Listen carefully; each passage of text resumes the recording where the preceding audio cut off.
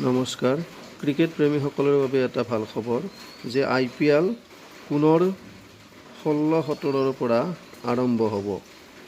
ভাৰত পাকিস্তানৰ যুদ্ধৰ পৰিপ্ৰেক্ষিতত 9 তাৰিখে IPL পষ্টপন কৰা হৈছিল এসপ্তাহৰ বাবে।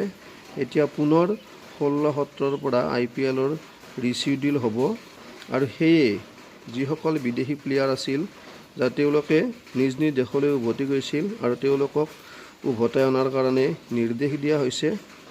আৰু আটাইতকৈ ডাঙৰ খবৰটো হ'ল যে IPLৰ যি ফাইনেল ভেন্যু আছিল সেই ভেন্যু চেঞ্জ হৈছে।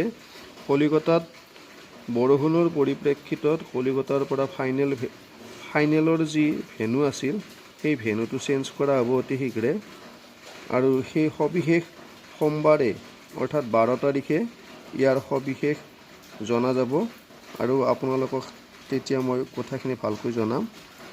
এই ভাল খবৰটো আপোনাৰ ওচৰত শ্বেয়াৰ কৰিবলৈ মই এই ভিডিঅ'টো বনালোঁ। নমস্কাৰ। যদি চেনেলটো ছাবস্ক্ৰাইব কৰা নাই ছাবস্ক্ৰাইব কৰিব। ধন্যবাদ।